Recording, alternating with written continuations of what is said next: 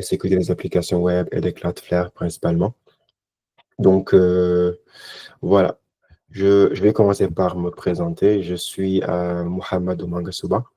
Je suis ingénieur polytechnicien, diplômé de l'EPT de Thiès. Et aujourd'hui, je travaille dans l'équipe de solution engineering chez Cloudflare. Donc, aujourd'hui, on a un agenda qui est très chargé et qui est très exciting également. Donc, afin de mieux aborder le sujet, donc, je vous propose de décliner la présentation en trois grands axes. On va d'abord essayer de comprendre c'est quoi la connectivity cloud, donc le concept. Ensuite, je vais vous présenter Cloudflare, donc l'entreprise et les services qui sont offerts.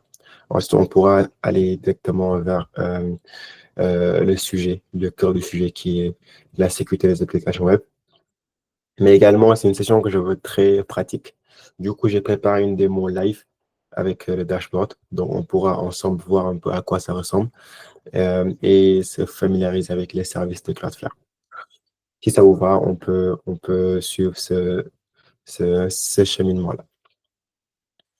Alors, c'est quoi la connectivity cloud? Donc aujourd'hui, par exemple, on va commencer par le cloud. On voit que, par exemple, bon, beaucoup de jeunes, bon, ou bien maintenant, c'est une grande tendance d'orienter notre carrière vers le cloud. Parce que, bon, voilà, avec tous les avantages que ça offre, Amazon, Google, GCP, Azure, etc. Donc voilà, on est en train d'assister à une ruée vers le cloud. Et également, les entreprises font pareil. Parce que bon, avec tous les avantages qu'on a sur le cloud, la scalabilité, les plis qui sont prédictibles, les fonctionnalités, et en un clic, bon, plusieurs clics entre guillemets, mais voilà, très rapidement avoir une infrastructure solide. Donc voilà, ça c'est la promesse du cloud et tu paies à la demande, c'est scalable, c'est rapide, c'est sécurisé. Et du coup, voilà, on assiste à une ruée vers le cloud, et ce qui est très intéressant aujourd'hui. Maintenant, la question qu'on se pose, c'est pourquoi aller vers un cloud provider au détriment de l'autre? Parce que fondamentalement, ce sont les mêmes services. Par exemple, si on regarde le service de stockage qu'offre Amazon R2, donc Google a l'équivalent qui est Cloud Storage, je pense. Forcément, il y a aussi un équivalent à Azure, à Oracle, etc. Donc, fondamentalement, ce sont les mêmes services, mais, mais avec bon, des pricing différents et des fonctionnalités qu'on a ici et qu'on n'a pas là-bas. Ce qui fait que, bon, certains essaient de se focaliser juste sur un seul cloud provider. Ils y vont à fond, ils apprennent, ils comprennent, ils ont les certifications et ils sont calés là-dessus. Les entreprises également, bon, certaines entreprises vont aussi vers un seul cloud provider et font du lock-in dessus. Mais bon, ce qui est très commun aujourd'hui, c'est le multi-cloud. C'est-à-dire que on n'est pas contraint, en fait, de juste rester sur un seul vendeur cloud, mais d'un peu de diversifier nos ressources dans plusieurs euh, cloud providers. Donc, par exemple, on voit que c'est plus cher le stockage ici. Donc, on migre nos données là-bas. On voit qu'il y a des fonctionnalités de calcul de réseau qui sont optimales dans tel cloud provider aussi. On migre aussi une partie de nos infrastructures là-bas. Donc, ce qui fait que, voilà, on a tendance à avoir des entreprises qui ont leurs ressources déployées dans plusieurs cloud providers en fonction du plus offrant, en fonction des fonctionnalités, etc., etc., etc. Et ça, c'est un fait aujourd'hui. Maintenant, ceci amène une complexité. Parce que comme vous pouvez l'imaginer, donc avoir ces ressources réparties dans plusieurs cloud providers, ce qui fait que on devra gérer plusieurs infrastructures séparément et avoir une visibilité aussi. Bon, tout faire en place, tout mettre en place pour avoir une visibilité unifiée et s'assurer qu'on voit qu'est-ce qu'on a où, qui a accès à quoi, et également où sont nos ressources et, et avoir aussi des politiques de sécurité unifiées également. Par exemple, et également aussi depuis l'avènement du Covid, on voit que les employés donc, sont très aptes à travailler depuis chez eux avec l'avènement du remote. Donc, ils sont chez eux, ils veulent avoir accès aux applications qui sont dans plusieurs clouds ou même on-prem parfois. Et aussi, vos applications peuvent être dans plusieurs, par exemple, l'entreprise peut être dans plusieurs villes différentes. Donc, on peut avoir des bureaux sur Dakar, des bureaux sur Thiès, des bureaux sur Saint-Louis, etc., etc. Donc, comment s'exprimer qu'on a un réseau unifié, on peut tout interconnecter et qu'on a une visibilité assez claire sur l'ensemble de nos applications, peu importe où est-ce que c'est stocké, que nos utilisateurs également, peu importe où est-ce qu'ils se connectent chez eux depuis les bureaux, etc., qu'ils ont un accès sécurisé aux ressources et sans se casser la tête à mettre en place une infrastructure très complexe et difficile à mettre en place. Et c'est là que vient un peu la notion du Connectivity Cloud. Donc, le Connectivity Cloud, comme vous le voyez sur cette image-là, c'est un nouveau concept que Cloudflare a apporté. Et nous sommes aussi nous en sommes les pionniers et nous offrons ces services-là. C'est-à-dire que vous avez un seul control plane, comme on dit, une seule plateforme unifiée qui se connecte à toutes vos applications, peu importe où est-ce qu'elles sont, que ce soit dans le cloud public, dans le cloud privé, que ce soit les applications SaaS, vos employés qui soient chez eux, qui soient dans les bureaux et vos ressources d'entreprise également, peu importe où se trouvent vos bureaux. On peut aussi créer cette notion de connectivité-là et avoir accès à tout et de pouvoir tout gérer, tout contrôler à travers une plateforme unifiée qui est la plateforme de Connectivity Cloud. Donc ça, c'est un aspect important à comprendre avant d'aller dans les slides qui viennent. Je ne sais pas si vous avez des questions sur le concept fondamental de cette Connectivity Cloud-là ou si tout est OK. Ouais, vous pouvez aussi faire des pouces si, voilà, juste pour que je puisse savoir également. Donc, c'est parfait. Donc, Cloudflare, nous offrons des services de Connectivity Cloud. Et maintenant, comment ça se fait? Donc, je vais vous présenter la boîte. Cloudflare, donc, c'est un cloud provider, un réseau de cloud distribué, où on a des data centers qui sont localisés dans plusieurs villes du monde. Donc, comme vous voyez là, plus de 300 villes. Et vous voyez aussi sur la carte où on a des data centers Cloudflare. Et tout est relié à travers notre backbone et on offre des services de performance, de sécurité et de développement à tout le monde, en fait. Et on estime aussi que, comme vous voyez que la répartition des serveurs de Cloudflare est un peu large, donc la distance entre toute personne qui a un téléphone ou un ordinateur connecté à Internet avec un serveur de Cloudflare est estimée à 50 millisecondes à peu près. C'est-à-dire que partout où vous êtes très proche d'un serveur Cloudflare et cette distance-là est estimée à 50 millisecondes. Donc, nous sommes aussi interconnectés à plus de 12 000 réseaux. Donc, on a notre réseau privé, nous-mêmes, notre backbone. On est aussi interconnecté aux fournisseurs d'accès Internet de vos pays et aux différents cloud providers. Ce qui fait que à travers ce réseau global unifié, on peut donc on peut offrir des services de sécurité de performance. Et je vais vous expliquer dans les slides qui viennent comment est-ce que cela se fait. Et voilà. Donc, je suppose que beaucoup parmi nous connaissent Cloudflare grâce au CDN. Bon, je pense que c'est l'une des réputations qu'on a, quoi. Cloudflare, c'est une boîte de CDN. Ou bien quand vous visitez un site web et que le site il est protégé par Cloudflare, vous voyez donc This website is protected by Cloudflare. Donc, voilà. Donc, c'est ça qui fait un peu notre empreinte globale sur Internet. Mais on ne fait pas que ça. On n'offre pas que du CDN et juste du WAF. On offre des services de réseau. Donc, si vous avez des réseaux d'entreprise, donc niveau 3, niveau 7 de la couche OSI, et vous voulez interconnecter vos différents réseaux, accélérer le trafic entre les réseaux, c'est possible avec Cloudflare, à travers nos services réseau. On a aussi des services qui sont destinés aux applications au niveau de la couche 7 d'OSI. Donc, et c'est des services de sécurité et de performance des applications. Et on a aussi un service Zero Trust. Donc, le Zero Trust, c'est un peu un remplacement au VPN, donc avec un nouveau concept qui permet donc de permettre qui permet donc plutôt aux employés, aux ressources d'être partout dans n'importe quel cloud provider et les employés d'être partout aussi, chez eux ou bien dans les bureaux, mais d'avoir cet aspect de connexion aux ressources d'entreprise sans avoir à avoir un concentrateur VPN qui est localisé quelque part, où toutes les requêtes sont migrés vers ce concentrateur-là, qui un peu joue le rôle de la police, quoi, pour filtrer un peu qu'est-ce qui rentre et qu'est-ce qui sort. Mais aujourd'hui, on va se focaliser sur l'aspect Web App Security. Donc, peut-être on aura d'autres sessions pour voir un peu ce qu'est la Zero Trust. Mais également, bon, on offre des services pour les développeurs. Donc, je pense que le serverless, c'est devenu une tendance aujourd'hui. Et voilà, donc on a des services de fonctions serverless, des services de stockage, bon, de tout type de données, stockage objet, stockage relationnel, etc. Et une particularité qu'on a chez Cloudflare, c'est que les services qu'on offre ne sont pas limités dans une région. C'est-à-dire que, par exemple, dans plusieurs cloud providers, donc si vous voulez avoir un service, vous devez choisir la région en amont. Où est-ce que vous voulez déployer cela? Avec Cloudflare, il n'y a pas cette notion de région-là.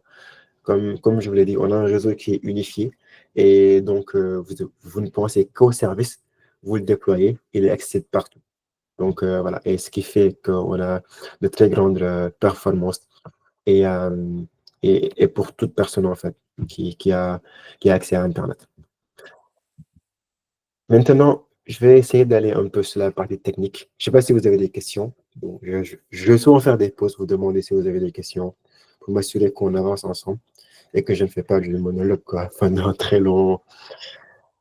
euh, So, n'hésitez surtout pas, gars, si vous avez des questions. Vous pouvez également le passer au niveau de la discussion aussi. ouais, sur le chat également. OK. Donc, maintenant qu'on a bien compris ces notions de connectivity cloud, Cloudflare, comment est-ce qu'on, bon, les services qu'on offre, etc., on va essayer maintenant d'aller sur la partie technique pour voir un peu comment cela fonctionne. Donc, il y a cette notion de reverse proxy et Global Unicast Network qui est très important, qui est un peu fondamental à notre réseau.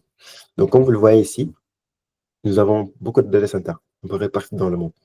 Donc, à chaque fois qu'il y a un site web qui est protégé par Cloudflare, donc si quelqu'un fait une requête vers ce site-là, donc la requête donc, quitte le, l'appareil client, donc l'ordinateur, le téléphone ou peu importe, et donc est redirigé vers un serveur Cloudflare donc, qui est proche du client.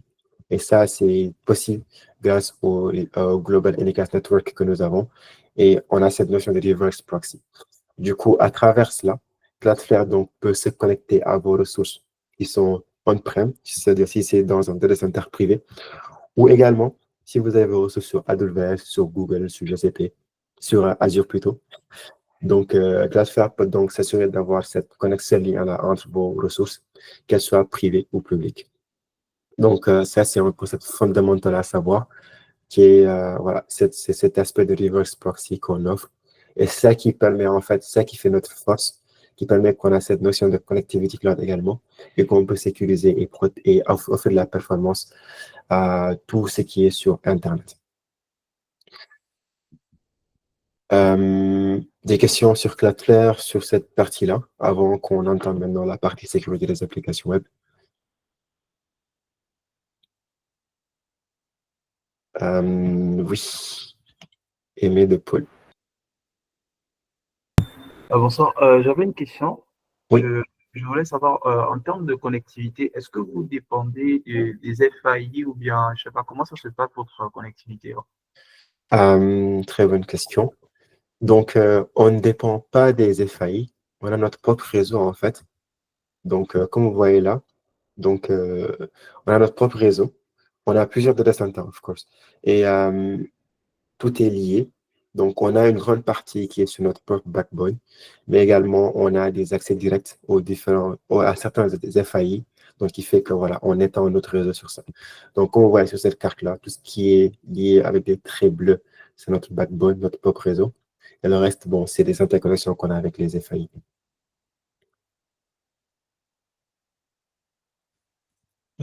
Parfait. Donc, on va maintenant aborder le topic d'aujourd'hui qui est la sécurité des applications web. Donc, on voit qu'aujourd'hui, on a un accès de plus en plus démocratisé sur Internet. Donc, avant, bon, il n'y avait qu'un certain nombre d'utilisateurs qui étaient privilégiés, qui avaient accès à Internet. Maintenant, bon, je pense que tout le monde a accès à Internet.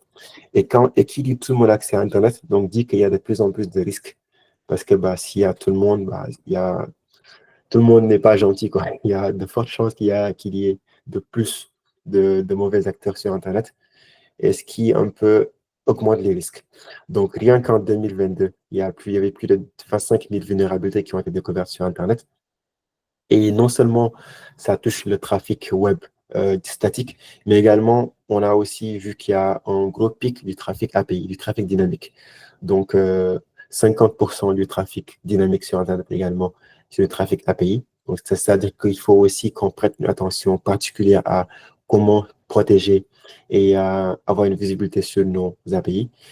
Et également, on voit que genre 30% du trafic Internet, c'est du trafic automatisé avec des bots.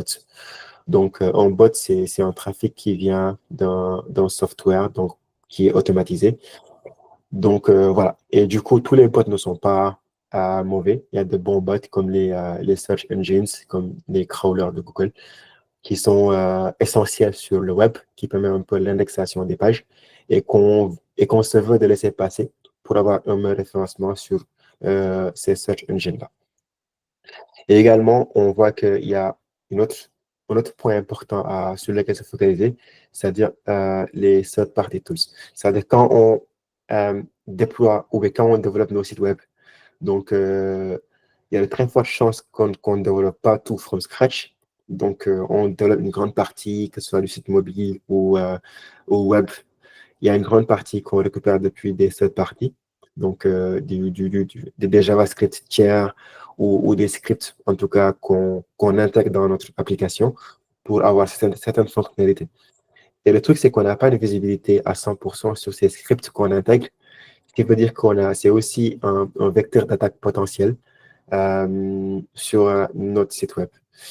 Et traditionnellement, sécuriser une application, c'était principalement avoir un bon proxy, un bon firewall autour de l'application et s'assurer que, ou bien autour des applications si c'est une réseau d'entreprise, et s'assurer qu'on contrôle bien qui rentre et qui sort. Et dans ce cas, voilà, on est protégé. Mais maintenant, vu la nature et la diversité des attaques, donc il est plus judicieux donc d'avoir une attaque seule, une réponse plutôt selon le type d'attaque qu'on a, pour être beaucoup plus sûr que voilà, en fonction des vulnérabilités ou des menaces qu'on a, on a les outils adaptés par rapport à ce type de vulnérabilité pour faire face à cela et s'assurer qu'on est toujours sécurisé. Chez Cloudflare, donc, on offre une variété de services qui sont destinés à ça, qui servent à protéger les applications web. Donc, on a plusieurs services donc, contre les attaques DDoS, le WAF, le bot management, API Gateway. Donc, je vais essayer de revenir sur ça en détail dans les slides qui viennent et dans la démo également. Et aussi, nous avons des machine learning models qui nous aident un peu à avoir une threat intelligence. Bon, une intelligence beaucoup plus pointue sur la nature des attaques en continu. Et cela est possible parce que, comme vous voyez là, presque 20% du trafic mondial d'Internet passe par le réseau de Cloudflare. Ce qui fait qu'on a beaucoup de données, on voit ce qui se passe sur Internet. Et dans ce cas, on est très en mesure de pouvoir offrir des solutions de pointe par rapport à ce qui se passe et par rapport aux attaques courantes sur le web. N'hésitez pas encore si vous avez des questions. Et là, je vais expliquer un peu c'est quoi la vie d'une requête. Donc, lorsqu'on a un site qui est derrière Cloudflare, qu'est-ce qui se passe behind the hood, derrière, comme on dit, jusqu'à ce qu'on ait accès à nos différentes applications.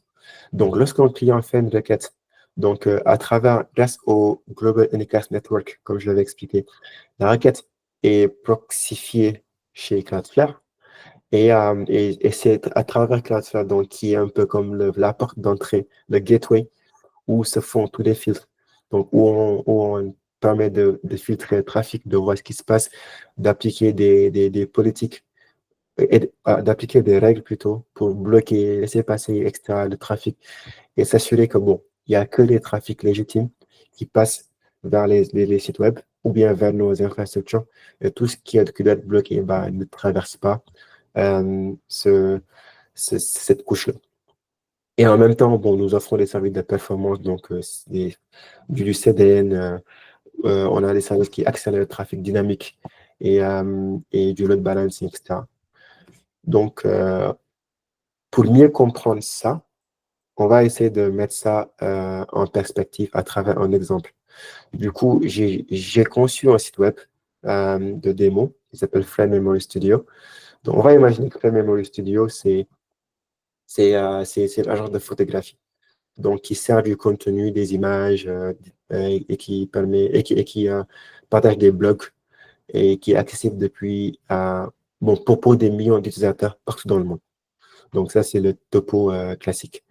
Et aussi, on va imaginer, comme c'est un site web qui est accessible depuis partout dans le monde, on va imaginer qu'on a une architecture qui est distribuée. Donc, on a des serveurs dans plusieurs villes et dans plusieurs continents du monde pour un peu s'assurer qu'on a une haute disponibilité de notre site web. Et voilà. Du coup, partant de là, juste ce use case-là, essayons de voir donc comment est-ce que Cloudflare peut entrer en jeu et essayer de protéger les sites web et partout, et peu importe où se trouvent un peu les origines externes. Donc là, je vais switcher vers la partie pratique. Je ne sais pas si vous avez des questions sur la théorie, sur comment Cloudflare fonctionne, la connectivity cloud, et voilà, et ces concepts de façon générale. OK. Et des pouces, bon, je suis aussi preneur, quoi. Sinon, voilà, on peut passer vers la démo.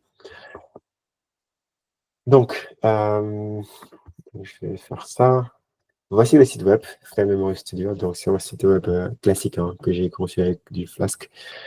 Voilà, vous pouvez naviguer sur le site web et là, je partage des vidéos. Là, vous avez code. Et on partage des contenus statiques, des images, des différents blogs, etc. Et si vous voulez en savoir plus sur Flame Memory Studio, donc il y a une page About. Si vous voulez contacter aussi, il y a une page Contact pour envoyer une demande de collaboration. Voilà. C'est un site web, disons, classique, on ne se soucie pas d'où est-ce que c'est hébergé. Donc, peu importe où est-ce que c'est hébergé. Maintenant, on va voir comment est-ce qu'on peut lier ça à Cloudflare et comment est-ce que Cloudflare donc, peut permettre donc, de protéger ce site web. Ce qu'il y a à faire dans un premier temps, c'est de se connecter sur le dashboard de Cloudflare. Donc, dash.cloudflare.com, c'est là où c'est l'interface un peu. Donc, dans un premier temps, on crée un compte. Et une fois que vous créez votre compte, voilà. Et ce que vous avez à faire, c'est d'onboarder le site web. Et on onboard en cliquant ici sur le bouton Add Domain. Et on dit un peu c'est quoi notre site qu'on veut onboarder. Donc, ça peut être test.com, jmo.com, orange.com. Ça peut être n'importe quoi, en tout cas, votre domaine que vous avez. Donc, et vous suivez les instructions. Bon, je vais pas le faire pour des soucis de temps, mais c'est très rapide, très straightforward. En moins de 5 minutes, il faut juste changer les name serveurs depuis votre DNS autoritative et voilà. Et mettre les serveurs de Cloudflare et c'est juste ce que vous avez à faire. Une fois que vous suivez les étapes, le site il est totalement onboardé chez Cloudflare. Et à partir de là, donc par défaut, donc toute personne qui va accéder à votre site web, la requête, comme j'ai dit, passe d'abord par un serveur Cloudflare qui est proche du client, partout où il est. On a un réseau très global. Et ensuite, Cloudflare donc proxy la requête vers l'origine. Si au besoin, si c'est un contenu dynamique où il faut aller vers l'origine. Si c'est un contenu statique, par exemple, une image, un fichier CSS, ça peut être servi directement depuis ce Edge Network, depuis ce Edge location là. Et donc, pas besoin d'aller vers le, le serveur distant. Et aussi, par défaut, juste en onboardant le site web sur Cloudflare, vous êtes protégé contre les attaques DDoS. Une attaque DDoS, c'est quoi? C'est un réseau de machines qui est distribué et qui attaque votre site web. Donc, le but un peu de cette attaque-là, c'est de fatiguer votre site et que, et que, euh, et que les users légitimes n'auront plus accès ou bien auront des latences pour avoir accès au site-là. Donc, on peut le voir comme si vous allez dans un restaurant et que voilà, les serveurs sont très busy, disons, c'est un jour de fête. Euh, et que voilà, il y a une grande affluence, beaucoup de gens dans le resto. Et si c'est les gens qui n'achètent pas, bah, les gens qui achètent, ils vont attendre. Et ça, bon, c'est pas quelque chose que le propriétaire du restaurant voudrait, en fait. Donc, ce qui fait que voilà, c'est une attaque qui est très commune dans le monde du web. Et justement, en uploadant le site web sur Cloudflare, par défaut, vous avez cette garantie-là que vous êtes protégé contre ça. Pourquoi? Parce que si quelqu'un il est aux États-Unis et fait une requête vers votre site web, la requête est dirigée vers un serveur de Cloudflare qui est aux États-Unis. Quelqu'un qui est en Angleterre, même chose. Quelqu'un qui est au Kenya vers un serveur qui est au Kenya. Ce qui fait que bah, celui qui est à Dakar, il ne sent pas en fait qu'il y a une attaque qui se fait quelque part. Il a directement accès au serveur depuis le point de présence qui est à Dakar. Et voilà. Et du coup, il n'y a pas une mauvaise expérience utilisateur pour ces gens-là. Et voilà. Et tous nos points of presence donc, sont équipés pour un peu contrecarrer les attaques DDoS. Et ça, c'est une première chose à prendre en compte et à savoir. Des questions? So far, so good. Parfait. Du coup, là, comme j'ai déjà onboardé mon site web Frame Memory Studio, donc je vais directement aller sur le site ici et vous expliquer un peu en profondeur. Donc voilà mon site, donc qui est protégé par Cloudflare. Et dans un premier temps, après, c'est que ok, je ne sais pas si vous avez des questions. En onboardant le site web, on a une visibilité sur nos clients. En fait, qui accède à mon site web. Du coup, là, je peux filtrer sur un temps bien défini, bah, sur bon, les dernières 24 heures, le dernier mois, et voir un peu que j'ai eu, disons, les dernières 24 heures, 1 million de requêtes sur mon site. Et je peux savoir principalement qui sont mes clients, ils viennent de quel pays. Donc, je peux voir le top 10 ici des pays. Donc, je vois qu'ils sont principalement issus de l'Italie. Donc, je ne sais pas si je vends des pizzas peut-être. Mais voilà. Et on peut voir également les différentes paths qui sont, par exemple, quels sont les chemins qui sont les plus visités dans mon site web. Et je peux voir s'ils sont principalement issus d'ordinateurs physiques desktop ou de mobile desktops, mobile devices, sorry. Et je peux avoir une vue sur les adresses IP et c'est quoi les user agents qu'ils utilisent. Les top ASNs, ils sont derrière quel réseau. Donc, j'ai toutes ces informations-là. J'ai même aussi une info sur le trafic API qui se dirige vers mon site. Et ça, c'est très important. Donc, d'avoir au moins la visibilité sur qu'est-ce qui se passe et qui visite mon site. Juste ça, vous l'avez par défaut en onboardant un site web sur Cloudflare. Et comme vous voyez, jusqu'à présent, je n'ai rien installé sur mes serveurs physiques. Voilà. Et du coup, ça veut dire que peu importe où est-ce qu'ils sont hébergés, voilà, vous pouvez avoir ces métriques-là par défaut. Et si je clique là sur la partie sécurité, j'ai aussi une vue sur l'ensemble des requêtes malicieuses qui ont ciblé mon site web et elles viennent principalement de quel pays. Et du coup, ça me permet un peu de voir un peu, ok, je vois que les Italiens, non, pas les Italiens, mais les requêtes qui viennent d'Italie, donc, sont des requêtes malicieuses ici. Et ça, c'est une visibilité que j'ai en amont. Voilà. Et ça, c'est le truc générique que vous avez par défaut.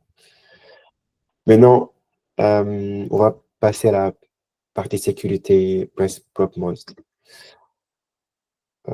N'hésitez pas si vous avez des questions aussi. Donc, on va commencer par le WAF. Donc, le WAF signifie Web Application Firewall.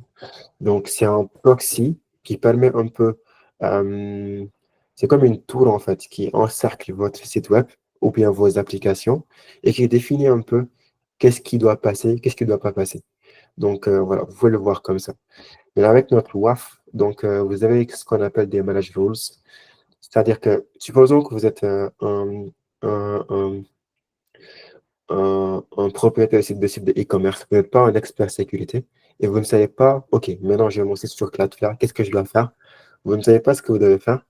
Là, vous avez ces règles qui sont managées par Cloudflare qui vous aident dans un premier temps à avoir un minimum de sécurité, même si vous ne savez pas quoi faire en fait. Et ça, c'est juste des choses que vous pouvez appliquer directement en cliquant sur un bouton sur le dashboard, c'est fini. Les managed rule sets, ça vous protège un peu comme contre les zero days attacks. C'est quoi une zero days attack? C'est une attaque qui survient sans qu'on les prédite et sans qu'on ait là maintenant une réponse. Disons que vous utilisez une librairie Java dans votre code et qu'on découvre que voilà, cette librairie Java-là, il y a une vulnérabilité. Et donc, tout le monde est en panique. Il faut qu'on trouve une solution contre, contre cette vulnérabilité-là. Ça, c'est une Zero Days Attacks. Et, voilà. Et les ingénieurs sécu de chaque entreprise essaient de voir un peu comment patcher, comment faire du rollback, etc. pour s'assurer qu'au moins qu'on ne sera pas touché. Parce que les hackers, bah, s'ils voient qu'il y a une vulnérabilité quelque part, ils sont actifs en fait. Ils font tout pour essayer de l'exploiter au max. Avec ces managed rule sets, Cloudflare, nous avons des équipes d'ingénieurs sécurité qui sont chargées de tout le temps avoir un contrôle, une veille sur l'ensemble des vulnérabilités qui émergent sur le web. Et à chaque fois qu'il y a une vulnérabilité, nos équipes de sécurité travaillent activement pour voir un peu qu'est-ce qu'il faut faire pour résoudre ou bien pour contrecarrer cela et déployer la règle partout, euh, sur tout le réseau Cloudflare. C'est-à-dire que les clients n'ont pas à se soucier de qu'est-ce que je dois faire. Ce sont les ingénieurs Cloudflare qui font cette veille-là. Et quand ils voient qu'il y a quelque chose qui peut être fait par rapport à ça, donc automatiquement, les règles sont déployées et c'est applicable partout. Donc, vous êtes protégé contre ces attaques-là. Et à chaque fois qu'il y a une vulnérabilité et qu'il y a une solution que nous offrons.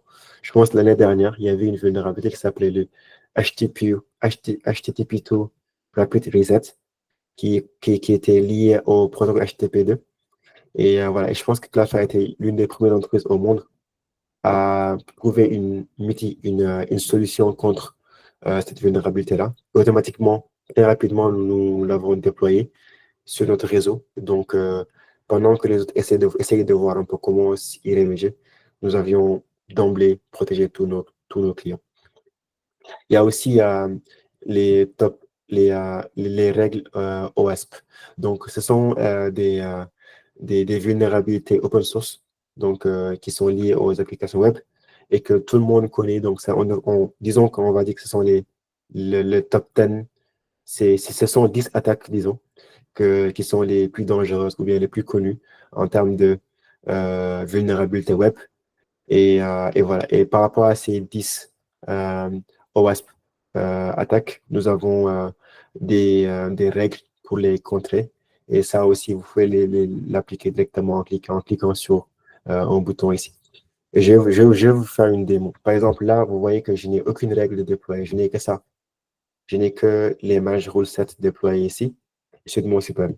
Maintenant, disons que quelqu'un vient sur mon site et qu'il veut bon, collaborer avec moi. Donc, il m'envoie un mail ou bien il m'envoie un message. Donc, il dit, OK, voici mon mail, test.test.com, et voici mon message. Hello, je veux quelque chose.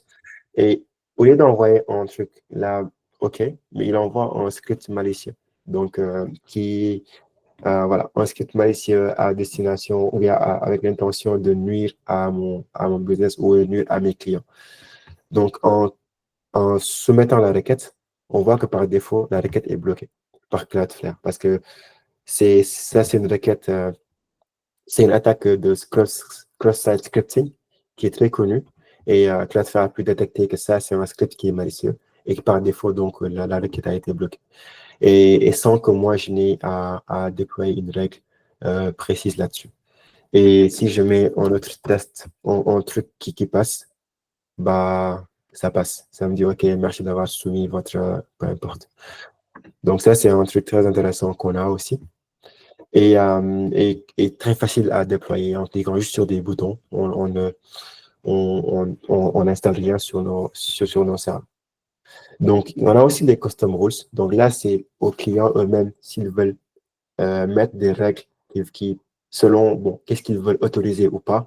Donc là, c'est des trucs qui sont très customisables en fonction du client. Donc, vous pouvez aussi créer une règle ici, dire, OK, ma règle, elle s'appelle quelque chose. Ensuite, la règle, elle va donc regarder un truc. Donc, elle va s'appliquer, par exemple, on va essayer de bloquer une IP adresse bien définie. Donc, si l'IP est égal à ça, donc je veux que je veux bloquer l'attaque. Ou bien je veux bloquer la requête. Ou bien si la requête vient de tel pays, tel continent, ou bien s'il y a tel cookie présent, ou s'il y a tel header, etc., etc. Donc, voilà, il y a plusieurs champs sur lesquels on peut jouer et essayer de définir une règle. Et dans ce cas, cette règle va s'appliquer. Et comme action, on peut choisir de bloquer ou bien de présenter un challenge. Donc, si vous le voyez souvent avec les trucs, vous n'êtes pas en bot dans certains sites web. Donc, vous pouvez définir ça ici et déployer la règle. Et voilà, et automatiquement, on a un temps de propagation qui est très rapide et qui s'applique presque instantanément. Par exemple, là, disons que je veux bloquer toutes les requêtes. Moi, je suis basé au Portugal en ce moment. Disons que si la requête vient du Portugal, je veux bloquer. Bah, si j'applique la règle ici et que j'essaie d'accéder au site, donc on voit que je suis bloqué. Là, je n'ai plus accès au site et c'est presque en temps réel. Je vais déployer maintenant. Ça s'est propagé en des millisecondes sur l'ensemble du réseau Cloudflare. Donc, toute personne qui essaie d'accéder au site étant basée au Portugal, en tout cas qui valide cette règle-là, donc va donc être bloquée. Donc, je ne vais pas m'enfermer. Et j'enlève la règle. Ensuite, on va... Bon, des questions sur le WAF avant que je ne migre sur la partie analytics. So far, so good. Medoun, ouais. Ou c'est une erreur. OK. Je parlais. Oui. Vous m'entendez?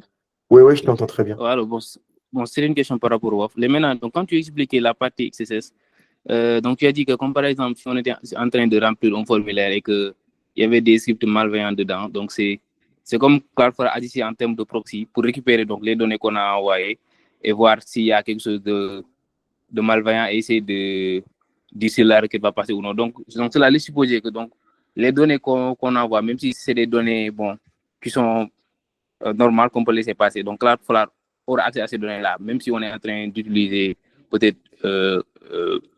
une autre application. Je ne sais pas si vous comprenez bien là où je veux en venir. Par rapport à je sais pas, la sécurité de données quand ça parcourt le chemin, quoi. C'est comme si Cloudflare était un proxy. Il avait accès à ça avant que ça ne puisse passer à la vraie destination, quoi. Ouais. Donc, très bonne question. Donc, en fait, quand tu envoies une requête au niveau de Cloudflare, donc comme je dis, en fait, la requête est inspectée totalement chez Cloudflare. Donc, après ça qui permet un peu de pouvoir filtrer et de voir si elle doit passer ou pas. Donc, lorsqu'elle vient sur le réseau Cloudflare, donc il y a des filtres qui sont appliqués. Donc, on inspecte la requête, le header, les différents headers et le body également. Et voilà, en fonction des règles que vous avez définies, si oui ou non il y a un matching, donc automatiquement elle est bloquée, ou bien on applique la règle que vous devez la règle que vous avez mise en place. Je ne sais pas si ça répond à la question ou... Oui, je vois, merci, je comprends, merci. OK. Donc voilà, tout le trafic qui passe vers Cloudflare est totalement filtré et on s'assure exactement que ce n'est pas un trafic malveillant et qu'elle est autorisée à passer. Tant sur l'aspect standard, genre c'est pas une attaque connue, temps par rapport à ce que vous avez défini ici, que vous voulez laisser passer ou pas, selon votre trafic. Donc là, on vient sur la partie analytics. Donc, un grand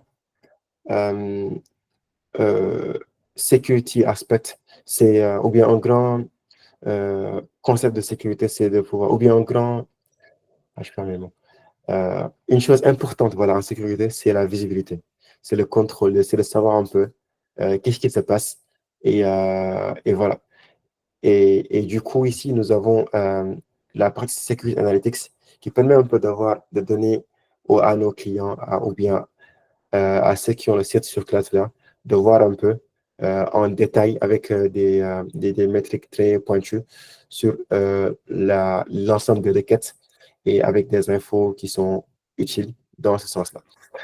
Donc, par exemple, ici, on peut filtrer suivant un temps bien défini.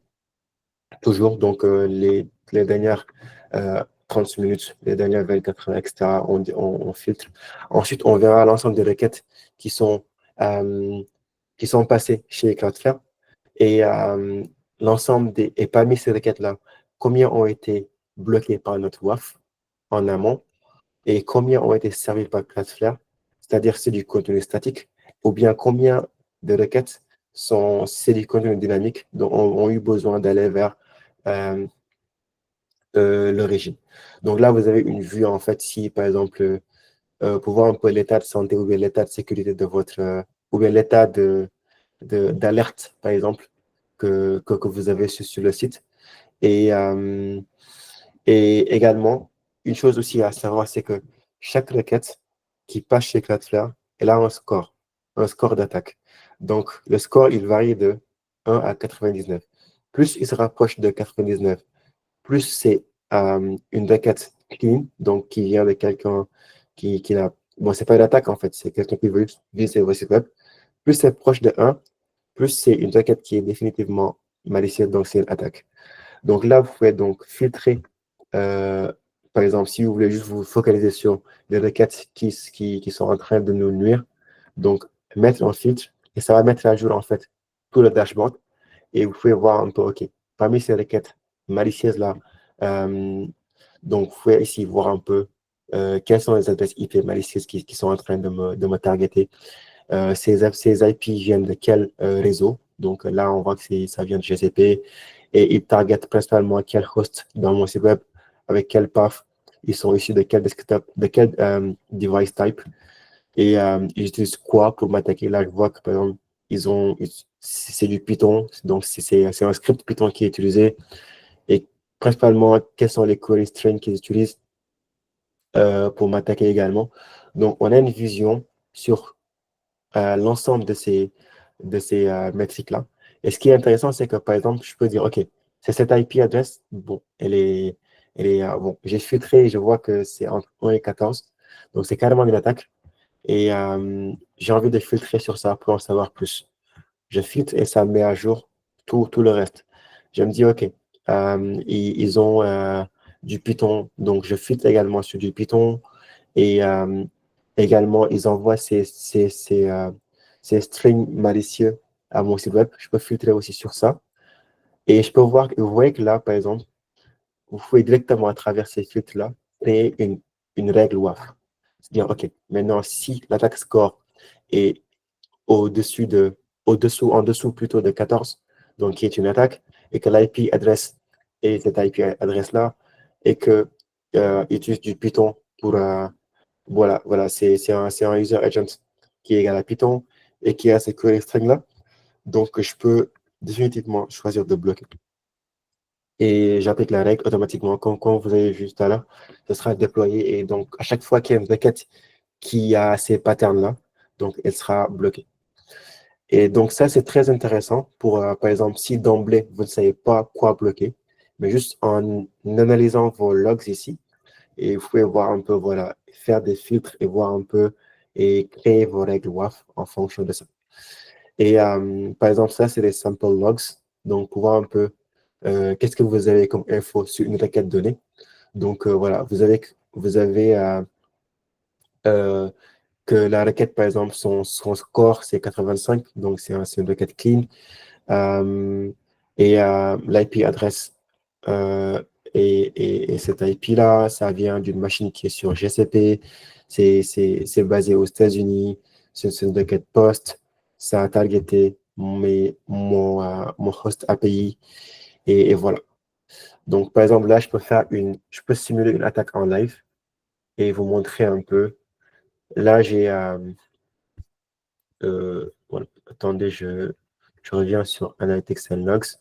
On va sur Instant Logs et je commence à streamer. Donc là, je vois en temps réel tout ce qui se passe sur mon site, tous ceux qui sont en train d'accéder à mon site et tout. Donc voilà. Du coup, là, j'ai un script donc, c'est un script Python basique, hein, qui envoie des requêtes malicieuses, donc avec trois différents types d'attaques, du SQL injection, du remote code execution et du cross-site scripting sur mon site web.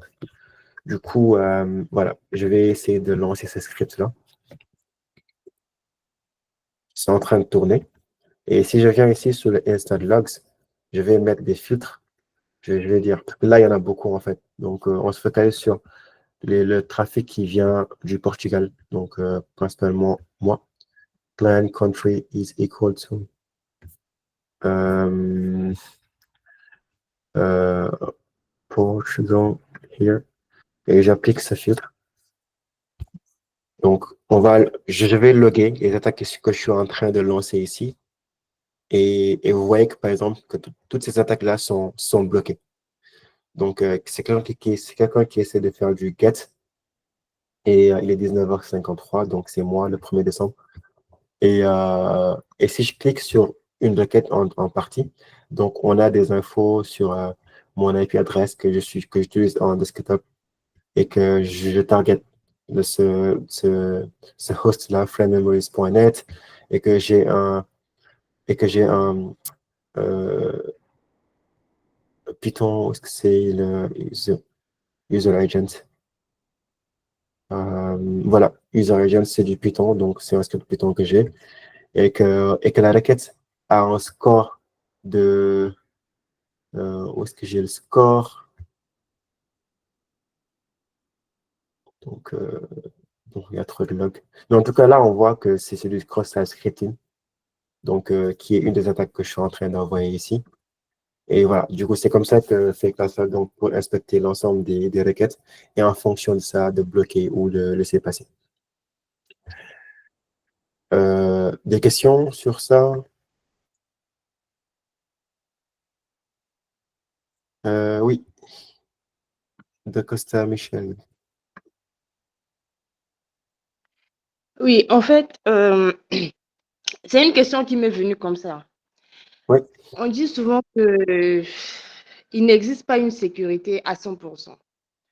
Maintenant, je voulais savoir, est-ce que vous avez déjà eu à rencontrer une attaque que Cloudflare n'a pas pu maîtriser? Une attaque que Cloudflare n'a pas pu maîtriser.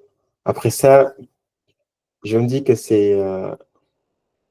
parce que bon, une attaque, on peut toujours la maîtriser. Ça dépend de qu'est-ce qu'on a comme compromis. Par exemple, au pire des cas, on peut juste tout bloquer et rien ne passe. Donc ça, c'est un truc. Mais je pense que c'est juste une question de temps, mais qu'elle n'a pas été maîtrisée carrément. J'ai pas souvenance parce que ça prend du temps pour trouver un peu une solution et voilà. Et selon le business, plus le temps passe, plus c'est critique, plus c'est important. Donc, je pense que l'aspect le plus important, ce sera le temps que ça a pris pour être maîtrisé, mais qui n'a pas été maîtrisé carrément. Bon, je ne pense pas qu'il y en a. Et au pire des cas, comme je dis, bon, on peut tout bloquer. Et là, bon, on est safe, quoi, au moins.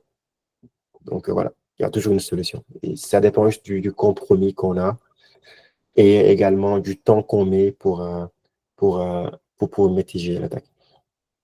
Donc, et aussi en termes d'attaque, donc voilà, il y a des attaques qui sont, comme j'ai dit au début, donc les zero days, donc des trucs qui sont très communs à, par exemple, un truc que vous utilisez en software ou bien une librairie, etc. Donc, ça, Cloudflare donc, peut vous aider à avoir des règles en temps réel pour maîtriser ces attaques-là.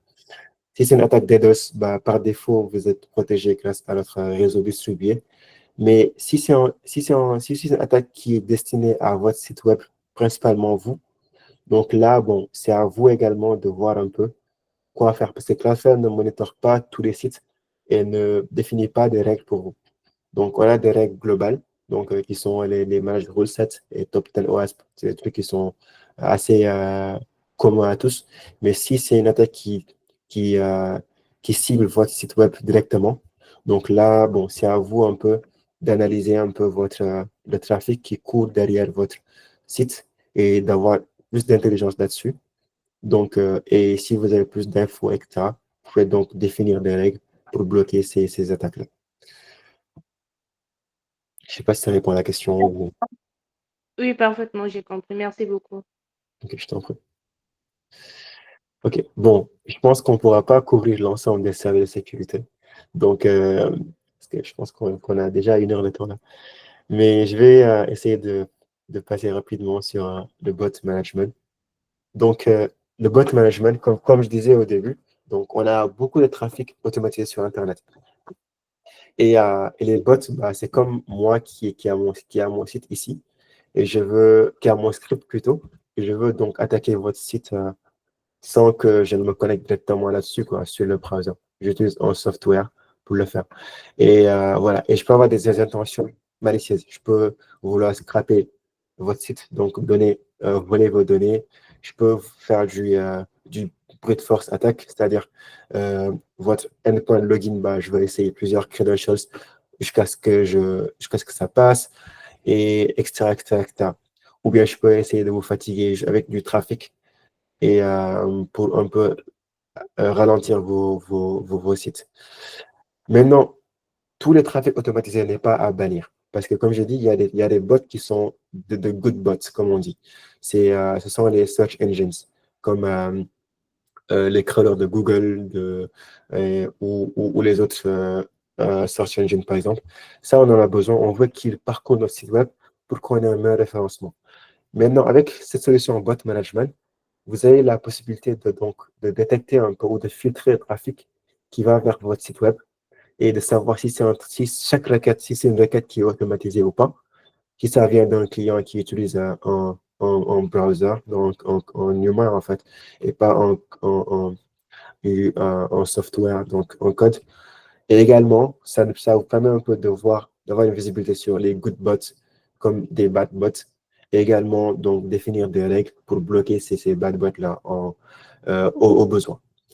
Par exemple, bon, là, mon dashboard, il n'est pas très représentatif parce que moi, je n'ai que le trafic automatisé que moi, j'envoie en guise de test. Mais par exemple, si je vais sur mon site web que moi, j'utilise moi-même, euh, donc ici, si je vais sur la partie euh, bot, donc je n'ai pas beaucoup de trafic, ouais. Mais disons les 30 derniers jours. Donc, vous verrez un peu une répartition du trafic. Donc, j'ai eu presque 12 000 requêtes sur mon site. Et ça, c'est tmsquare.net, c'est un blog, c'est mon blog, où je partage des articles sur l'IT. Voilà. Donc, je vois qu'il y a une grande partie d'humains, donc en vert, on voit ici, et une grande partie aussi, 5,62K, c'est du trafic automatisé. Et comme on score, bon, de la même manière qu'on score les attaques, les requêtes, pour voir si elles sont des attaques ou pas, entre 1 et 99, de la même manière aussi, on score les requêtes pour voir si c'est du trafic automatisé ou pas. Donc, plus le score, le bot score, il est proche de 1, plus c'est un trafic qui est à 100% automatisé, plus c'est un trafic, plus c'est un score, plus le score il est à 99, plus c'est un score, plus c'est une requête d'un humain, quoi, comme moi qui viens de cliquer ici sur le site. Donc là, vous avez la visibilité. Et les verified bots, donc comme j'ai dit, ce sont les search engines, donc Google, Twitter, etc., qu'on veut laisser passer pour avoir un meilleur référencement. Donc là, si vous ne savez pas en fait qu'est-ce qui attaque votre site web en termes de trafic automatisé, comme on a fait avec le WAF, on peut donc filtrer ici pour voir un peu les requêtes qui ont un score entre 1 et 12, disons, ont une limite qu'on va définir, et donc avoir plus d'infos sur ces requêtes-là. Donc, d'où est-ce qu'elles viennent, qu'est-ce qu'elles recherchent chez moi, et dans ce cas, les bloquer potentiellement. Donc, et comment est-ce qu'on fait pour détecter si c'est une requête, si c'est du bot ou pas? Donc, nous avons plusieurs sources. Donc, il y a les heuristics. Donc, c'est-à-dire, on analyse un peu la requête. Donc, par exemple, si on a du user agent qui est du Python, donc ça, of course, c'est une requête qui est automatisée. Parce que bon, voilà, c'est un outil c'est un langage de programmation. On a aussi des modèles de machine learning. Comme presque 20% du trafic Internet passe par Cloudflare, nous avons une visibilité assez conséquente sur le trafic sur Internet. Et dans ce cas, on a une intelligence sur ça. Et donc, nos modèles machine learning sont très bien entraînés et permettent de voir en fait si une requête c'est un bot ou pas. Et là, comme j'ai filtré entre 1 et 12, donc je vois que la plupart des bots ont été détectés grâce au modèle de machine learning, aux heuristics. Et ça, c'est des verified bots, donc je laisse passer. Et je vois que, par exemple, ils utilisent du Go ou du Python pour m'attaquer. Je peux filtrer également sur ça et voir également d'où est-ce qu'elles viennent, ces requêtes-là. Donc, les IP adresses, elles sont là, elles viennent de DigitalOcean. Donc, donc là, je peux dire, OK, elles viennent des États-Unis. Donc, je peux aussi filtrer sur DigitalOcean et aussi filtrer sur Germany. Et aussi, on a un aspect qui est très intéressant, qui est le fingerprint. C'est-à-dire, on analyse un peu la requête à travers le certificat SSL. Donc, la requête peut être issue de plusieurs machines différentes, si c'est un botnet, mais elles peuvent également avoir le même fingerprint, ce qui nous permet un peu juste en filtrant sur ce fingerprint-là, peu importe si elles ont plusieurs adresses IP, elles sont communes, elles viennent de la même source, du même réseau d'hackers.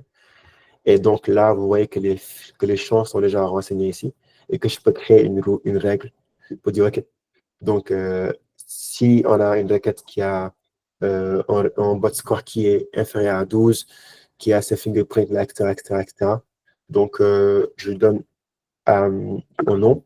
Et bon, parfois on peut se tromper. Donc, soit on choisit de loguer juste pour voir un peu au niveau des events, ou bien on décide de challenger, de présenter un captcha ou quelque chose comme ça.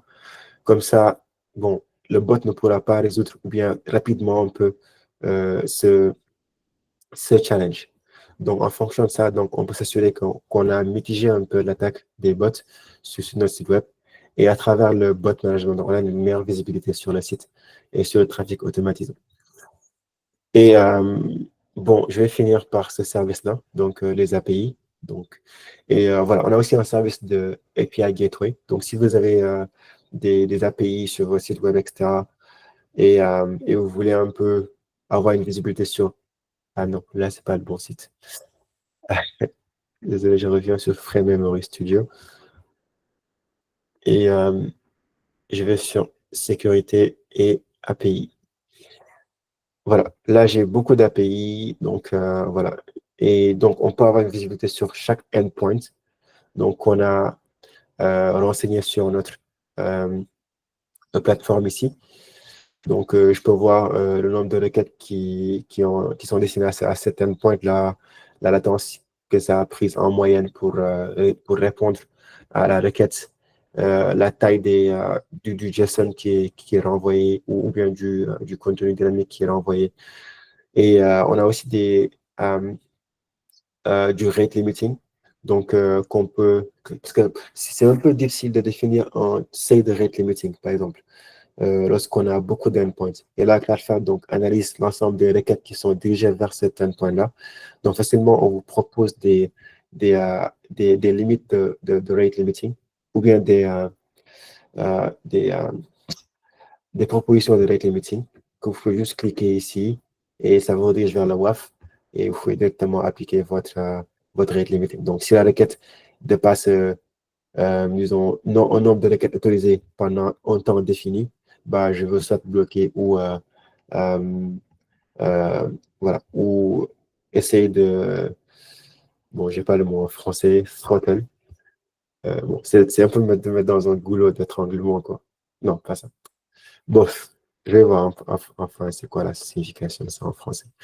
Mais voilà, c'est le throttle la raquette. Désolé pour. Je perds un peu mon français là. Et du coup, bah voilà, là c'est la partie visibilité. Donc, et ça nous protège un peu comme ce qu'on appelle le Shadow API. Donc là, la partie discovery. Parce qu'en fait, quand on est une grosse boîte et qu'on a beaucoup d'endpoints, il arrive parfois qu'on oublie en fait certains endpoints, parce qu'on en a genre des milliers, etc. Et avec ça, donc on s'assure qu'on a une visibilité sur l'ensemble des endpoints qu'on a exposés et qu'il n'y a pas de Shadow API et que personne ne peut exploiter ces endpoints-là cachés pour un peu nous nuire. Donc, on a ici la partie discovery, la partie management. Donc, on peut voir en fait l'ensemble des endpoints et avoir une visibilité là-dessus sur le nombre de requêtes et des propositions de rate limiting, etc., etc. Et on peut aussi faire du schema validation, c'est-à-dire quand on fait du post, par exemple, quand quelqu'un veut, disons, créer un user, donc il envoie des données. Donc, ces données-là, ça peut être, comme supposons que là, je vais créer un nouveau user. Donc, voilà, je lui donne un JSON, donc le nom, l'âge, l'email, etc. Donc, quelqu'un peut essayer de profiter de ça et d'envoyer ici un script qui est malicieux. Disons, il envoie un truc comme ça, ici. Et par défaut, donc, comme nous avons notre WAF qui protège contre certaines attaques, donc par défaut, ça sera bloqué. Et maintenant, le schema validation, c'est nous qui définissons exactement qu'est-ce que nous attendons quand quelqu'un veut faire ouais, throttle étranglé. Ouais. Merci, top. Donc là, c'est par exemple, si quelqu'un veut envoyer un JSON, supposons moi pour mon user, si quelqu'un veut créer un user, je définis le schéma que j'attends. Je dis, OK, pour framememories.net, user, post, j'attends comme données 3 principaux champs ou 4 principaux champs, le name, age, email and password. Et je veux que ce soit des champs de type string, âge de type integer, et l'email et le password sont requis. Donc, si quelqu'un veut créer un user et n'est pas compliant, n'est pas conforme à ce que moi j'ai défini pour protéger ici mon post-user, la requête sera bloquée. Par exemple, là, on va faire un test. Je essaie de créer un user avec ces champs-là. Bon, ça passe. Mais comme user, comme âge, par exemple, c'est un integer qui est attendu. Donc, si je mets un string, par défaut, la requête est bloquée parce que c'est pas compliant, c'est pas conforme. Ou bien si je mets un champ qui est obligatoire, le password, par défaut, la requête sera aussi bloquée parce que c'est pas conforme à ce que j'ai défini. Donc là, nous avons cette possibilité de faire du schema validation sur chaque endpoint, de définir qu'est-ce que vous attendez comme données. Et voilà, si ce n'est pas conforme, ce sera bloqué. Vous pouvez aussi faire de l'authentification sur chaque endpoint. Donc, dire, OK, je veux que quand token soit présenté pour faire mes API calls, et là, tu crées ton token en amont, tu le lis à un endpoint. Et si quelqu'un va faire un get user sans présenter le token, ça va pas, bon, ça sera bloqué. Par exemple, là, je peux vous montrer, je fais un get users. Là, par défaut, la requête est bloquée parce que j'ai pas mis de token sur mon headers. Et, et là, si je choisis Postman et que je fais un get user ici, bon, j'ai pas. Le token, il est au niveau des headers. Je ne vais pas le montrer ici. Mais si j'envoie la requête, ça passe. Parce que j'ai mis mon token ici. Donc voilà, avec Classer, donc comme nous agissons en tant que reverse proxy toujours, on a la possibilité d'être votre API gateway, de protéger vos API et de pouvoir vous donner plus de visibilité sur ça. Donc il y a d'autres services également. Bon, comme là, on est un peu au coup de le temps. Bon. Donc il y a d'autres services qui sont là, PayShield, Sensitive Data, etc., etc., etc. Donc, et tout ça, donc, ça agit pour vous et avec cette notion de connectivité cloud toujours. C'est-à-dire que vous n'êtes pas obligé d'avoir vos serveurs. Vous voyez tout ce que j'ai fait comme démo. Je n'ai pas touché à mes origines, je n'ai pas touché à mes serveurs. Donc, peu importe où est-ce qu'elles sont. Euh, donc, l'affaire, donc, comme nous avons cette position de reverse proxy, donc, on peut facilement, comme on voit ici, agir, en fait, entre le client et vos ressources. Donc, avec l'ensemble des filtres que vous pouvez mettre en place et vous assurer d'avoir une protection en temps réel et avec un temps de propagation qui est très, très, très rapide. Donc, c'était ça globalement. Donc, pour vous donner une vision globale sur ces certains types d'attaques niveau 7 toujours, couche HTTP pour notre cas dans le web. Et c'est quoi la connectivity cloud, comment est-ce que Cloudflare vous aide, etc. Et vous donner une plus d'informations sur Cloudflare. Donc, je vous encourage, si vous voulez en savoir plus, à créer votre compte et à onboarder un site web. Et vous pouvez donc tester l'ensemble de ces produits que nous avons et nous avons un free tier gratuit, donc un free tier généreux. Donc, on a beaucoup de services que vous pouvez utiliser gratuitement, sans payer. Donc, juste onboarder votre site web et tester par vous-même, quoi.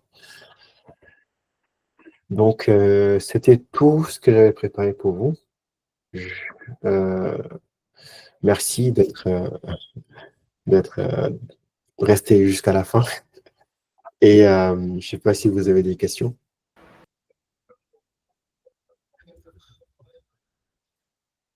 Encore merci, Big Bro. Je pense qu'on a aimé. Mais Oui, bon, j'avais une question concernant un peu le chiffrement des données. C'est vrai qu'on n'a pas eu le temps de toucher à ça. J'aimerais savoir, pour ce qui est de données, comment Cloudflare gère le chiffrement des données en transit et en repos? OK. Donc ça, je pense que ce sera un peu sur la partie SSL. En transit, donc voilà. Du coup, en fait, quand vous faites une requête sur Cloudflare, donc comme c'est sur Internet, donc il faut que les données ne soient pas en clair, que les données doivent être chiffrées. Donc, et pour ça, on utilise du HTTPS. Et du coup, il y a deux connexions, deux TLS handshake qui se passent. Donc, dans un premier temps, comme vous faites une requête, la requête est dirigée vers Cloudflare. Du coup, c'est Cloudflare qui vous présente un certificat ici, au niveau du browser. Et du coup, vous avez une connexion sécurisée HTTP entre vous et Cloudflare, avec un certificat que Cloudflare présente pour vous, au client. Maintenant, ça, c'est la première partie. La deuxième partie, il faut que Cloudflare également, si Cloudflare veut accéder à vos ressources, donc si c'est un contenu dynamique ou bien, peu importe, on a besoin d'avoir la donnée ou bien la fonctionnalité sur le serveur distant. Donc là, Cloudflare va faire une requête vers votre origine. Et là aussi, il y a un deuxième TLS handshake qui est en place. Et dans ce cas, c'est votre certificat que vous présentez sur Cloudflare, si vous voulez le protéger. Et voilà. Et du coup, là aussi, c'est une connexion qui est totalement encryptée. Donc, voilà, les requêtes sont totalement encryptées. Et si vous n'avez pas, par exemple, moi, sur mon site, juste comme c'était une démo vite fait, j'ai pas mis de certificat ici, mais toujours, le client, il voit du HTTPS parce que, voilà, c'est Cloudflare qui présente le certificat au client. Et du coup, ça sécurise cette requête-là, cette partie-là. Donc, vous pouvez donc définir plusieurs types de, de configuration possibles. Donc là, tu peux faire moi j'ai l'option flexible. Je peux tout enlever et faire du HTTP. Bon, ça, personne ne le fait. Mais tu peux faire aussi du full, donc avec là, un certificat que tu dois présenter à Cloudflare, donc depuis ton origine. Et voilà. Donc ça, c'est un peu la question des données en transit. Et, euh, et l'encryption des données, bon, pas statique, mais je vais l'autre concept. C'est quoi la deuxième On reste, voilà, c'est ça. Et ça, bon, à vrai dire, j'ai pas trop d'infos sur ça. Et je sais pas, en fait, genre, comment ça se passe. Bon, je sais que par défaut, c'est en place, mais exactement, qu'est-ce qu'il y a derrière qui fait quoi? Bon, là, je dois approfondir cette partie-là. Bon, j'ai pas les réponses là aujourd'hui, mais je peux prendre le point et essayer de, de, de creuser sur ça.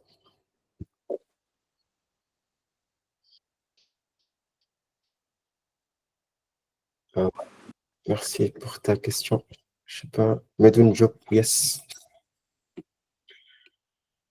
Alors, bon, ma question, c'était par rapport aux attaques de DOS. Je pense que vous avez expliqué ça. La manière, donc, d'après ce que vous avez dit, la manière dont vous protégez vos clients, c'est que comme vous avez des serveurs un peu partout, si quelqu'un tente de se connecter une fois, bon, sur peut-être un site quelque chose comme ça, ça va se limiter à un seul serveur. Maintenant, par exemple, si le site qu'on est en train d'attaquer est basé dans un serveur localisé, supposons, à Dakar, Oui. et que l'attaquant aussi est à Dakar. Maintenant, est-ce qu'il y a moyen qu'on met ce serveur-là en down et que les clients qui sont à Dakar ne puissent plus accéder peut-être au site, ou bien qu'il y aura d'autres alternatives en termes de serveurs? Est-ce que tu peux répéter? Est-ce que si le serveur qui est sur Dakar est down, tu veux dire? Par exemple, est-ce que c'est possible que si par exemple l'attaquant est à Dakar, vous avez dit que la manière dont vous protégez, c'est que comme il y a des serveurs un peu partout, donc si on est en train d'attaquer, on n'affecte que le serveur auquel on est plus proche. Maintenant, si par exemple, le serveur qu'on est en train d'attaquer est à Dakar, mais nous, si on se trouve à Dakar, maintenant ça veut dire que les clients qui sont à Dakar, là, si ce serveur-là est mis en down, est-ce que ces clients-là ne pourront plus avoir accès à leur site, ou bien que on va switcher en termes de serveur. Bon, comment ça marche techniquement en fait? Ok. Donc, genre, si par exemple, il y a une attaque qui est totalement focalisée sur les serveurs qui sont sur Dakar, et, Ouais. voilà, comment ça va impacter un peu le truc? Comment ça va impacter euh, les users qui sont sur Dakar? Les clients qui sont basés à Dakar. Voilà. Oui, c'est ça. Donc, le truc, c'est que avec cette notion de reverse proxy, donc, les clients n'ont pas vos adresses IP. Donc, ils ont les adresses IP de Cloudflare. Par exemple, moi, mon site web, il est où déjà? C'est ici. Je viens ici et j'ai cette IP-là, disons, pour mon serveur. Ça commence par 34.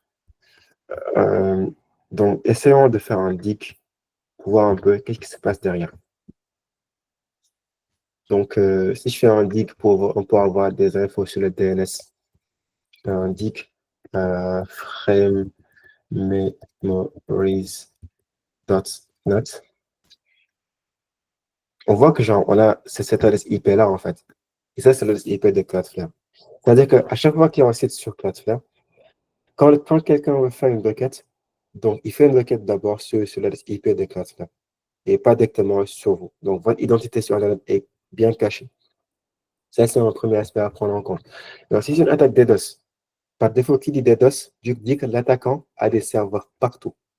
À moins qu'il n'ait tous ses serveurs sur Dakar, et dans ce cas, toutes les requêtes seront dirigées vers Dakar. Mais si c'est une attaque DDoS qui est vraiment digne de ce nom, donc ça veut dire que c'est une attaque qui est distribuée. Et dans ce cas, peu importe où sont hébergés les sites, ici, donc ce sera juste contenu par les serveurs qui sont ici. Mais disons que, au pire des cas, ou bien dans un cas extrême, que l'attaquant a genre, des milliers de serveurs sur Dakar et donc veut faire tomber le site sur Dakar. Donc, les requêtes vont aller d'abord sur le serveur de Cloudflare qui est sur Dakar, pas sur votre site web. Votre site, il est toujours healthy. Tout le monde y a accès. Nice. Mais le serveur de Cloudflare, donc, c'est lui qui va essayer de mitiger l'attaque. Et bon, c'est pas facile en fait, parce que nous avons des serveurs qui sont très puissants, très bien équipés pour contrecarrer ces attaques de DDoS-là. Donc, voilà. Donc, il faut vraiment que l'attaquant soit vraiment ciblé sur ça. Et au pire des cas, même si le serveur qui est ici est down, on peut rediriger la requête sur un serveur qui est à côté de Dakar, comme on a une présence assez globale. Donc, ça va juste impacter juste une petite latence, bon, très infime sur l'expérience utilisateur, mais le site sera toujours up and running. Parce que ce sera juste ça qui sera un peu down, disons, pour ce cas extrême-là. Mais les users de Dakar, ils seront toujours redirigés vers un point de présence qui est proche de Dakar et du coup continuer normalement leur navigation. Sachant que ton origine peut être hébergée ici, partout, et voilà. Tu ne vas pas ressentir ça. Et je pense que l'attaque de DDoS la plus grande de l'histoire, je n'ai pas le chiffre en tête, mais elle s'est passée il n'y a pas longtemps et ça a été dirigé par Cloudflare en fait. Et parce que nous avons les chiffres et nous avons vu que voilà, qu'il y a des gens qui ont essayé de nous faire tomber avec une attaque qui est très volumineuse. Et malheureusement, ça a été, malheureusement pour eux et heureusement pour nos clients, c'est totalement mitigé par notre réseau. Donc, il faut vraiment être prêt, en fait, pour faire tomber le réseau. Je ne sais pas si ça répond à la question. Ouais, d'accord, je comprends bien. Ouais, merci beaucoup. Je t'en prie. Du coup, Big Boss, moi, j'ai peut-être une question. Si je dois totalement revenir au niveau de la notion de connectivité cloud, hein. Yes. À l'heure actuelle, comment doit-on placer Cloudflare comparé peut-être aux autres géants, je peux dire, du marché là? Par exemple, si on doit prendre le cas d'AWS, de Microsoft Azure, si on doit un petit peu faire cette comparaison avec leurs solutions, quoi. OK. Ouais. Bon, c'est pas le même, je vais pas dire marché, mais c'est pas très la même direction. Parce que voilà, Cloudflare se positionne principalement comme une plateforme où vous pouvez vous protéger et peu importe où sont hébergées vos applications.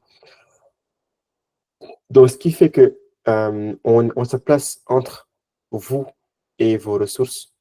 Donc, où est-ce qu'elles sont, peu importe là où elles sont. Donc, ce n'est pas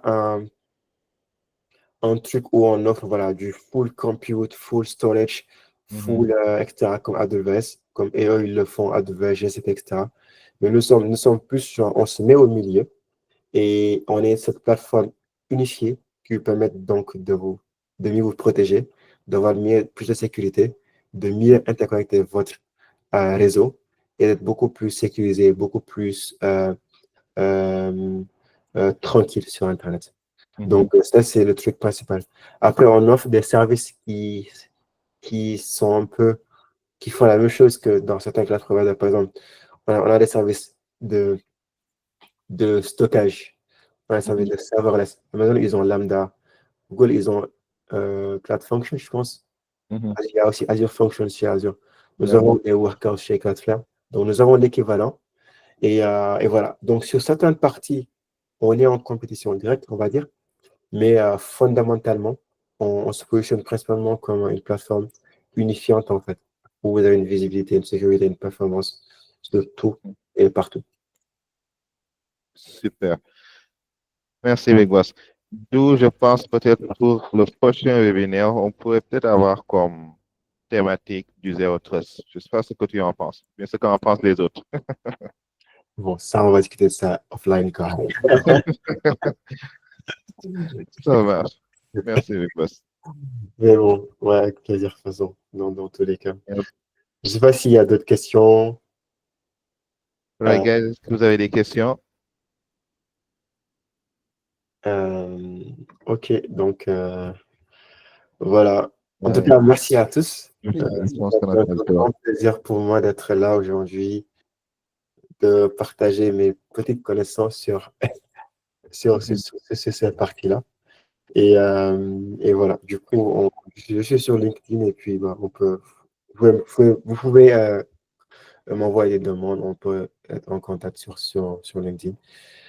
Et voilà, donc du coup, Balam, je te passe la main. Yep. Merci beaucoup, Big Bro. Je pense que c'était pas Mané qui avait levé la main. Je sais pas. Mais encore une fois, merci Big Boss pour la très belle présentation. Comme je dis, bon, ces webinaires-là, Inch'Allah, donc on en aura assez souvent. Ça, on est l'expert. Qu'il ne vous échappe pas ce LinkedIn.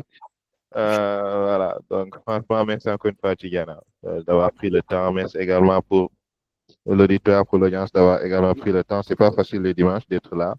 Ouais. Inch'Allah, donc comme je dis, c'est tout simplement le début de quelque chose que l'on est en train de préparer. Inch'Allah, des webinaires, on en aura, ainsi que d'autres même séances de formation de bootcamp.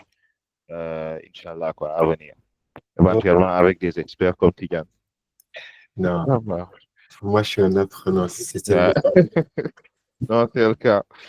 Et du coup, bon, il y a pas mal de trucs également, comme je dis, qui sont en train d'être préparés. Donc, il y a des bootcamps, au-delà même des webinaires. Donc, le webinaire, c'est un nouveau concept qu'on est en train d'essayer un petit peu de mettre en place. On est toujours en train de voir peut-être les samedis, les dimanches, ou bien peut-être faire un mix des deux en fonction de la disponibilité de ceux qui vont intervenir. Mais éventuellement, au-delà de ça, donc, il y a également des bootcamps aussi à côté, quoi, qu'on prépare, que ce soit sur Azure, sur Google Cloud, sur, comment dirais-je, AWS. Récemment, il y a le Cloud Mastery Bootcamp qu'on est vraiment en train de finaliser. Bon, on est presque à la dernière semaine, hein, je pense. Ouais. Ça, c'était très intense. On a fait du Azure, on a fait du Google, un tout petit peu, beaucoup plus d'AWS même. On a touché également d'autres concepts tels que de l'infrastructure as code, entre autres, quoi. Okay. Donc, pour le mois de décembre, on est en train de voir, il se peut même qu'on reporte ça peut-être pour le mois de janvier, mais on est en train de voir. Il y a deux bootcamps qui sont en train d'être préparés. Le Solution Architect pour la partie d'AWS et le Azure 104, le 104, Okay. le Azure Administrator. Et peut-être après ça, il y a également du Kubernetes qui est en train d'être, sur lequel on est en train de travailler. Okay. Et on voudra te voir. Oh, c'est un plaisir de toute façon de pouvoir parmi un petit peu les intervenants aussi. Okay. Ouais, de toute façon, je pense que c'est une très bonne initiative, hein, et que c'est très bien. Yeah. Parce que là, bon, comme je l'ai évoqué au début, bon, on est en train de ruer vers le cloud. En tout cas, les entreprises occidentales. Après, en Afrique, donc là, ça se fait encore timidement. On est en train de voir et tout, et surtout le besoin, parce que le cloud offre des solutions de scaling à l'infini, etc. Donc, on est en train timidement d'entrer vers ça.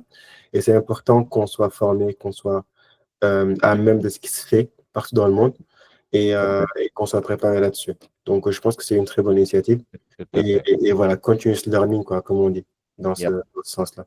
Yep, continuous learning. Yep. Ouais. Merci beaucoup, Bibos. Ok, je t'en prie. Right, guys, merci. On est désolé encore une fois de te retenir jusqu'à un petit peu tard dans la soirée. Tu sais quelle heure là-bas actuellement à Lisbonne? On a la même heure.